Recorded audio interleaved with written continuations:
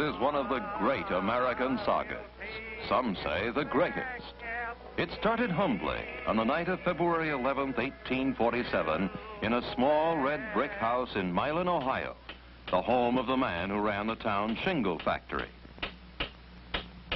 On that February night, he sat in the parlor of his home. In the bedroom, his wife lay awaiting the birth of her 7th child. Death had claimed earlier children, so that the father's prayers filled the anxious hours until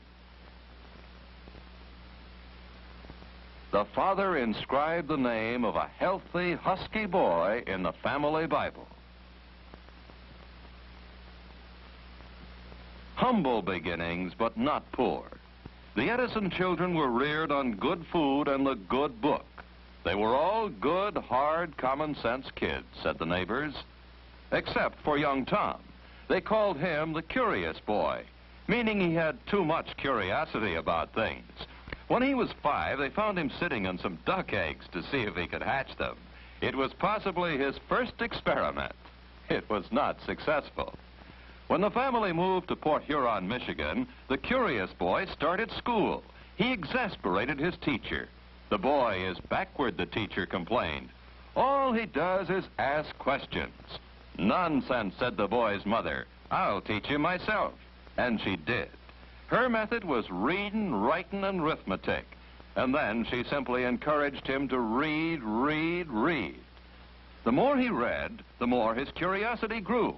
By the time he was 12, he wanted to know what the whole wide world was about. So he decided to go into business. 1859, the great railroads were beginning to crisscross America. Any 12-year-old boy would naturally go down to the railroad station to seek his fortune. Tom Edison talked the Grand Trunk Railway into giving him the job of selling candy and newspapers on the daily run from Port Huron to Detroit. He also talked the conductor into giving him a corner of the baggage car. In this corner, he set up a chemical laboratory.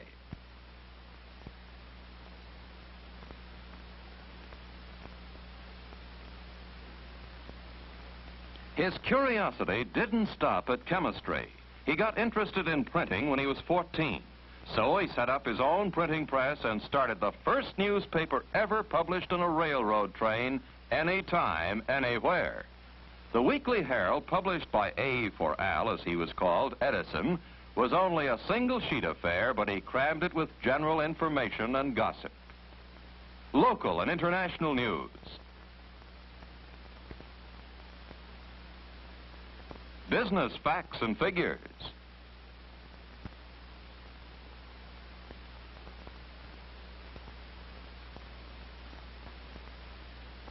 Vital statistics. Philosophy. Reason, justice, and equity never had weight enough on the face of the earth to govern the councils of men. But at the height of his success as chemist, candy butcher, publisher, philosopher, 2 accidents occurred. First, he became partially deaf. Deafness drove me to reading. My refuge was the Detroit Public Library. I didn't read a few books. I read the library. And he learned how to operate a telegraph ticker.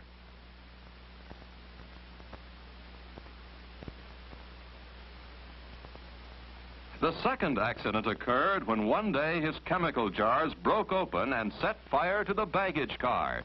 The conductor put him off the train together with all his chemicals and his curiosity. He was 16 years old now, an unemployed candy butcher and newspaper publisher. But he'd also learned how to send and receive messages over the telegraph ticker.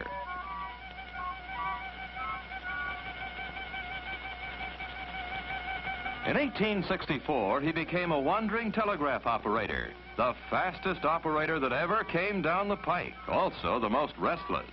Couldn't stay in one place for long.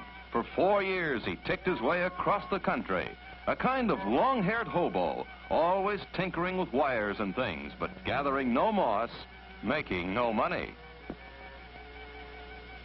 No matter what I may do, I reap nothing but trouble and the blues. It is all I can do to keep the wolf from the door.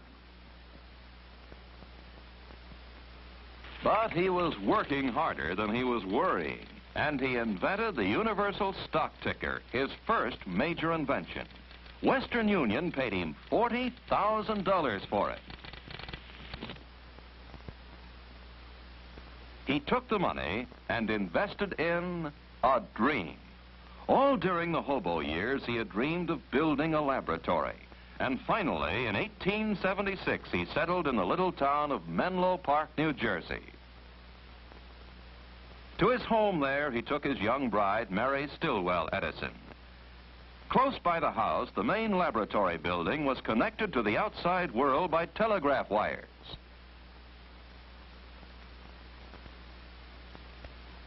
The chemistry lab was the little candy butcher's dream come true. He filled his lab with the best technicians and the best machines money could buy. He was the first man to conceive of an invention factory, a hive of specialists on a belt line. At the top of the line was the old man, as they called him even then, supplying the ideas and the inspiration. He announced to the world, I produce a minor invention every month and a major one every 6 months.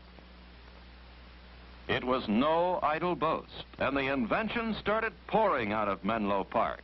To his deafness, he attributed one of his early contributions. When Bell first worked out his telephone idea, I tried it, and the sound which came through the instrument was so weak I couldn't hear it. I started to develop it and kept on until the sounds were audible to me. My improvement, the carbon transmitter, made the telephone possible. The repeating telegraph was a machine which automatically took down telegraph messages for relay at high speed. It consisted of a piece of thick paper which spun around a blunt needle, which made dot and dash indentations on the paper. One day, Edison was tinkering with the machine. The paper disc started spinning too rapidly, and through his deafness, he heard a strange sound. If I could record the action of the point and then send the point over the same surface again, I saw no reason why the thing... Crucy, his chief machinist, made the model for a total cost of $18.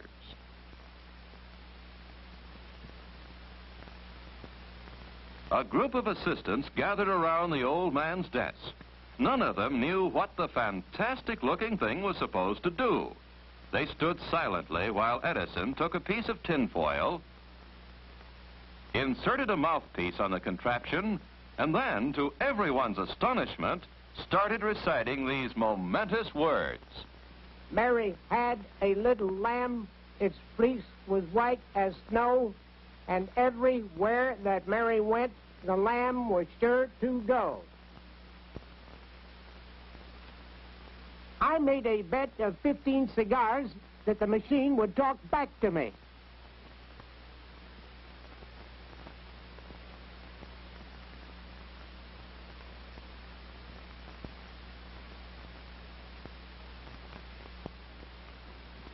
Mary had a little lamb, his face was white as snow, and everywhere that Mary went, the lamb was sure to go.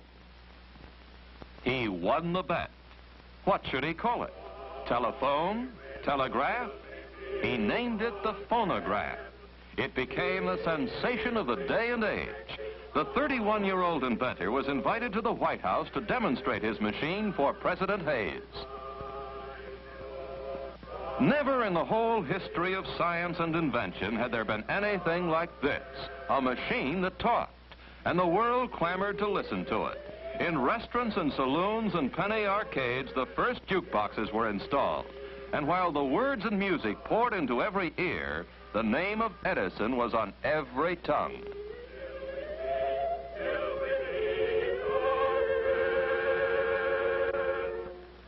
A philosopher of the time said it was the era of the nickel in the slot machine.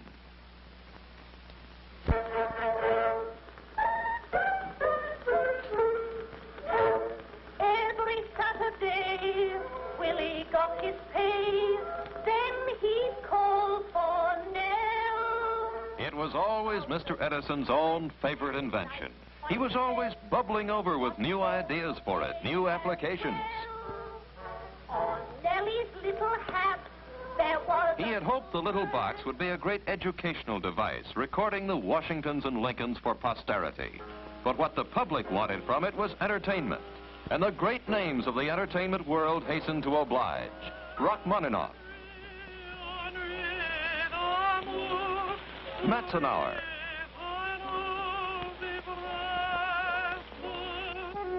Albert Spaulding,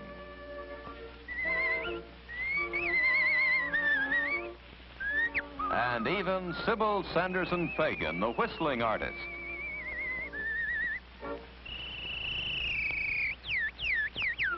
And as the years went by, they trooped in and out of Edison's recording rooms. The opera singers and the banjo players and the bird imitators and the tellers of jokes. And the records poured forth, hundreds of them, thousands, hundreds of thousands. From the needle that scratched the tinfoil, $1 million industry was born.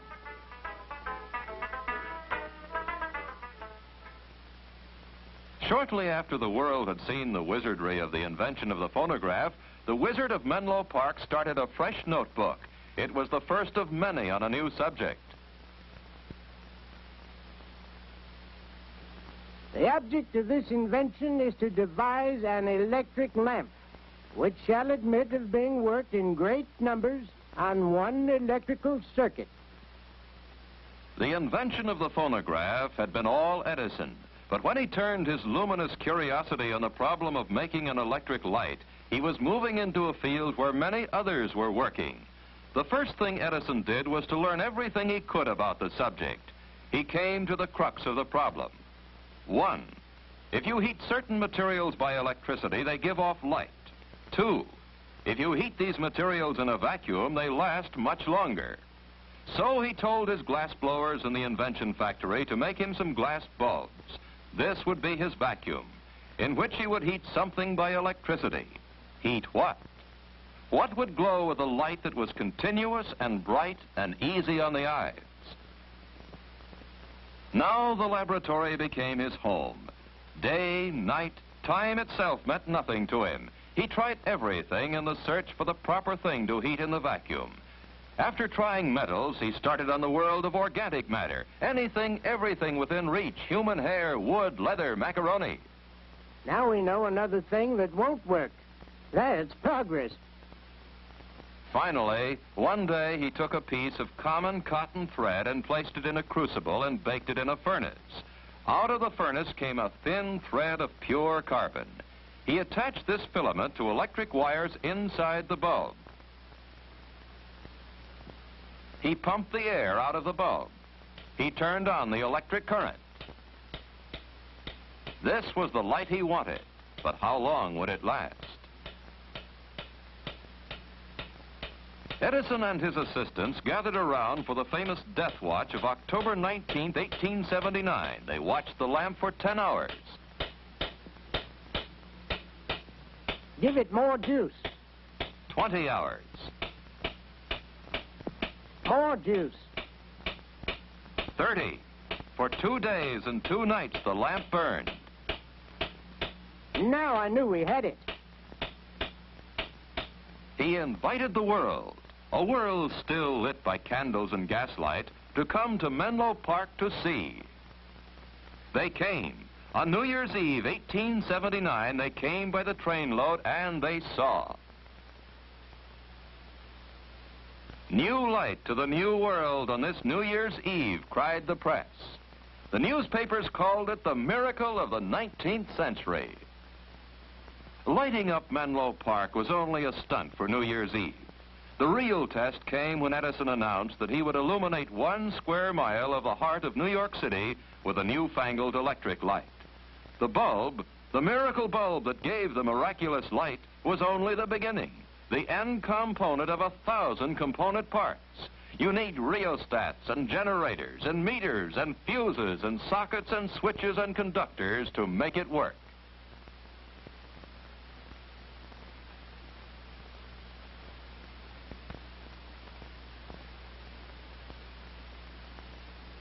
The incandescent light was not one, but 360 different inventions all welded together. To lay his lines and cables, he had to dig down into the bowels of the city. Edison himself supervised every move day and night. In later years, he was to say, "This was the greatest adventure of my life." To make light, you need power. He took a building on Pearl Street in Lower Manhattan and turned it into the first power plant for electric light in the United States. It started with coal furnaces in the basement. The coal made steam.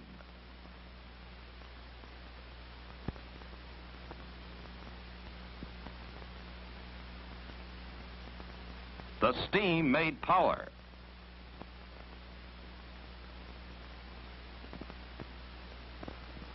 The power turned the generators.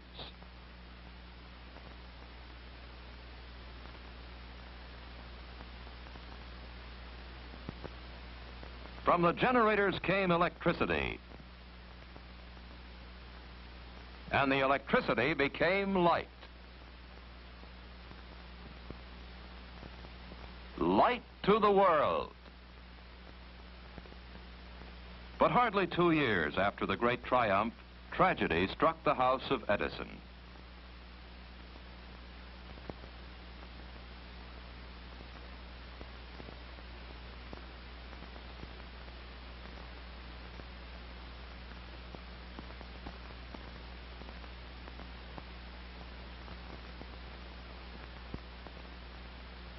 He tried to lose himself in work, but to the great giver of light, Menlo Park was full of shadows now. He had to move away from the place where he had lived for 8 happy years. 2 years after Mary Edison died, he found a haven in West Orange, New Jersey, in the lordly house called Glenmont. In the year 1886, he was 39 years old when he married Nina Miller, herself the daughter of an inventor.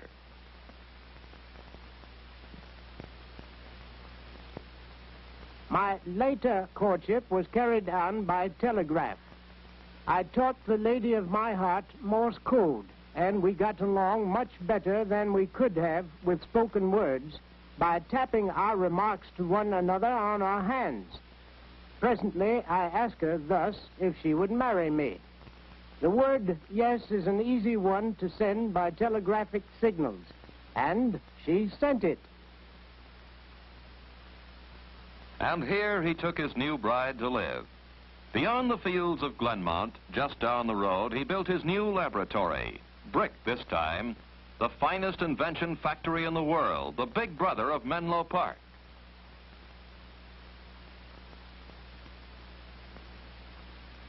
The nerve center of the compound was the old man's roll-top desk in an office that was 2 stories high, crammed with 10,000 scientific volumes.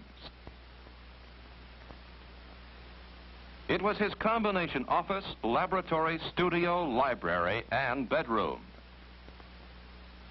On a small cot, he took his famous cat naps. I never found need of more than 4 or 5 hours sleep in the 24. People talk of loss of sleep as a calamity. They better call it loss of time, vitality, opportunity. No matter how hard he worked, he could always find time for his children. When they were away, he wrote them playful letters to be read in a mirror.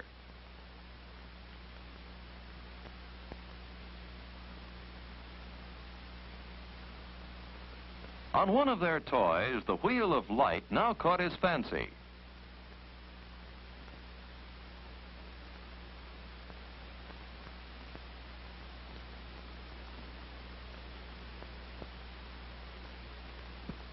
It occurred to me that it was possible to devise an instrument that should do for the eye what the phonograph did for the ear.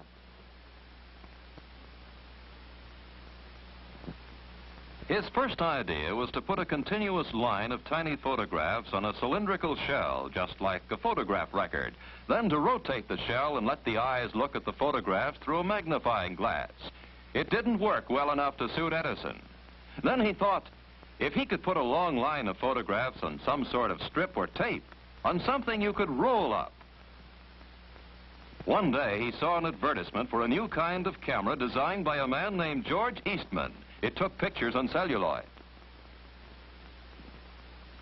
Without George Eastman, I don't know what the result would have been in the history of the motion picture. He tried to develop a narrow strip of sensitized film that would operate on a roll.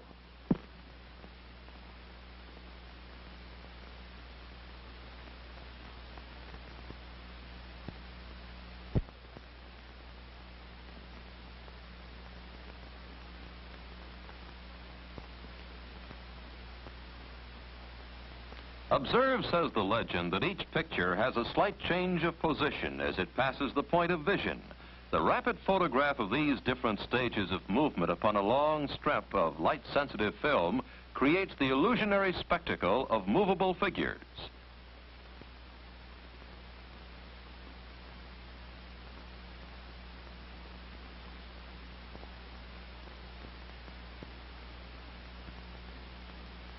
In order to see the figures move, you look through the magnifying glass of a peephole machine. Our studio was almost as amazing as the pictures we made in it. It was such an ungainly-looking structure when it was done, and the boys had so much sport with it that we called it the Black Maria. In order to make certain of as long a working day as possible, we swung the whole building on pivots, like an old-fashioned river bridge, so it could be turned to follow the course of the sun. It was a ghastly proposition for a stranger daring enough to brave its mysteries. But we managed to make pictures there, and after all, that was the real test. They made pictures there. Fred Ott Sneeze, the first copyrighted film.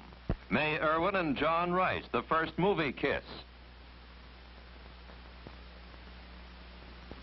The story of an American fireman, the first story film.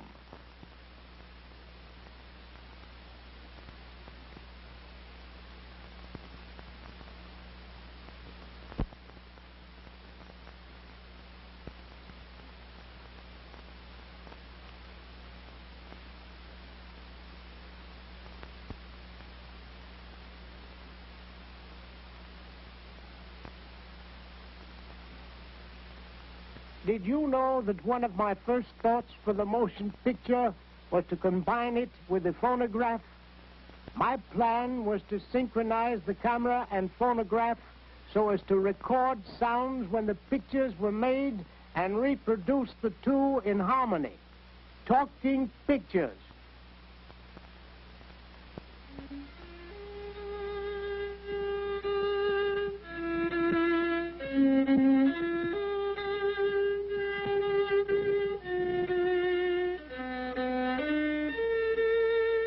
Through a projector in his office, he showed the first home movies.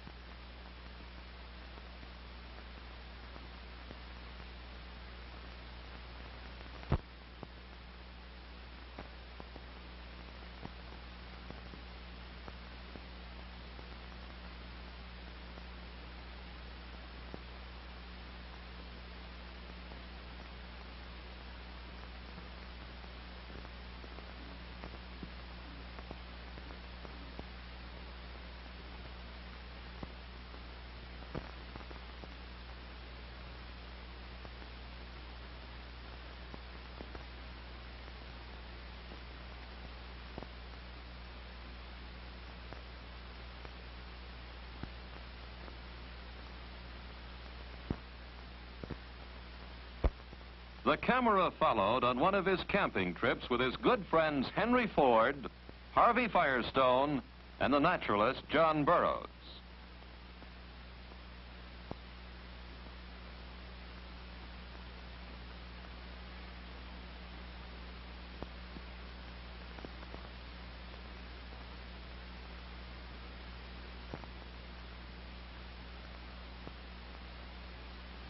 But in the ripe years of his life, he found it good sometimes to rest from the hard job of being a wizard. At his winter home in Fort Myers, Florida, his family and friends would gather round. What do I think of Einstein's theory? I don't think anything of it, because I don't understand it.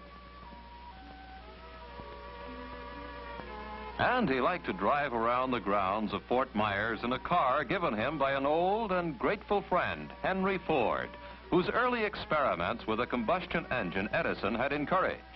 And he liked to sit and look at nature.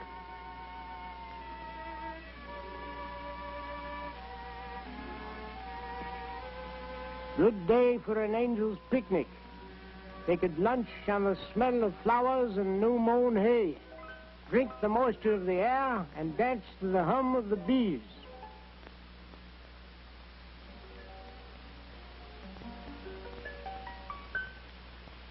But even in Fort Myers, he couldn't sit still for very long. Close by his home, he built a small laboratory. His friends Ford and Firestone had presented him with a great challenge. Could he find a domestic source of natural rubber?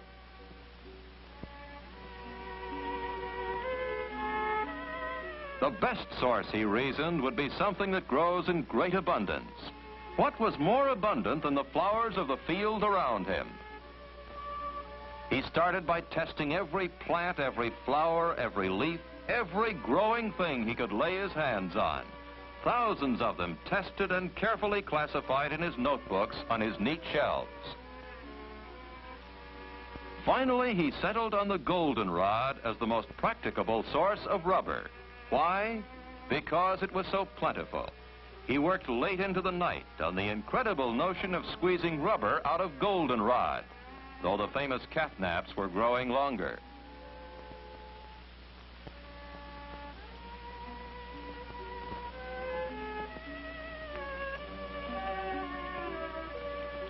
He didn't give up until, out of the lowly goldenrod, he actually produced his last legacy to humanity. His desk at the West Orange Laboratory is, as he left it, crammed full of innumerable projects, improvements on the old inventions, plans for many, many new inventions, telephone, telegraph, dynamo. He had taken out the incredible number of 1,097 patents in his 84 years of life, and still he could envision with youthful fervor. When I look around at the resources of the electrical field today, I feel I would be glad to begin again my work as an electrician and inventor. And we veterans can only urge upon our successors, the younger followers of Franklin and of Kelvin, to realize the measure of their opportunities and to rise to the height of their responsibilities in this day of electricity.